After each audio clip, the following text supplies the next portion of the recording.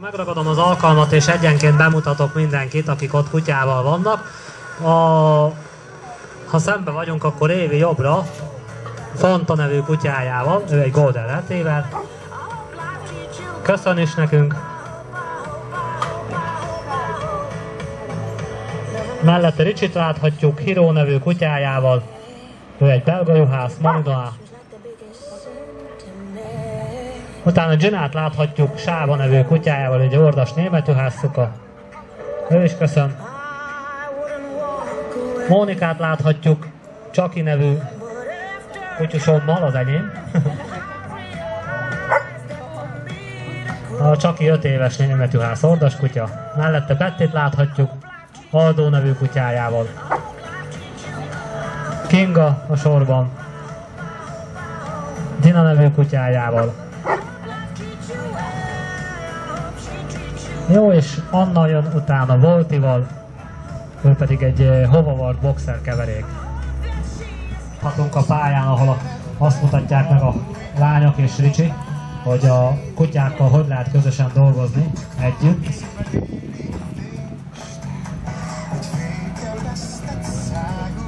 Csak pont kis terepet választottak nagyon egy picit, pedig itt az egész pálya.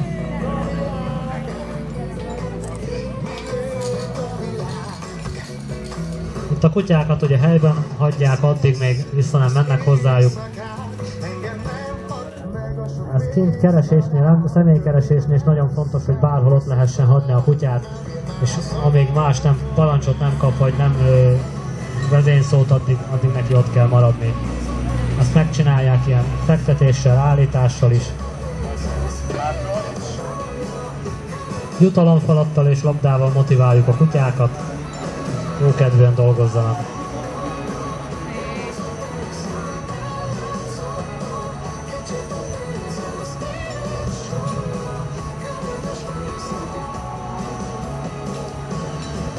Igen, biztos ott a napon melegük van azért.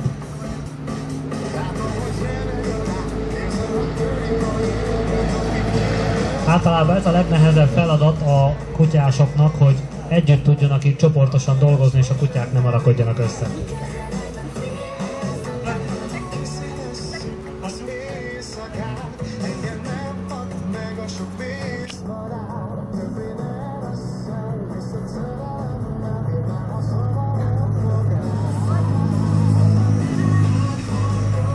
Felhívási gyakorlatot látunk.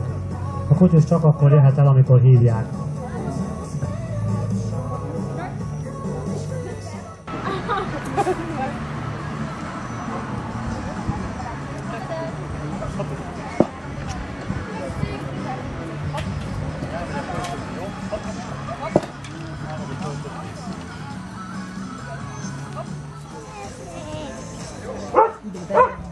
Következőnél egy kis őrzővédő munkával színesítjük még a gyakorlatokat. Ez is egy fülkészési gyakorlat, ahol a kutyának a talált személyt ugatással kell jeleznie. Nem haraphat, csak ugat. Igen, nézzük hátul, hogy mit beszélgetek. Az én hangomra figyel.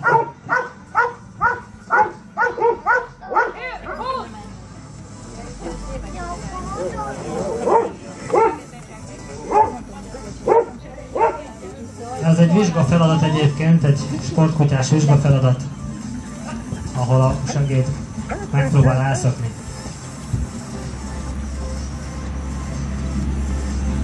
A támadás csak addig tart, amíg a segéd mozog.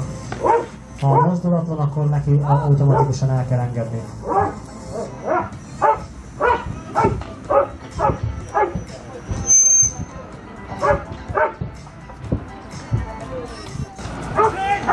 Ez egy bátorságpróba, ahol szembe támad a segéd, és a kislány kutyusunk meg fogja fogni ezt a nagy darab fiút.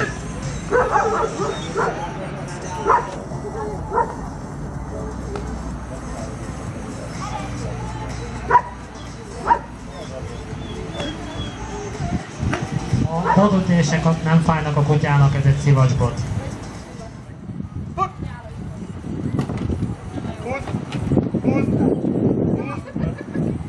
Ezza!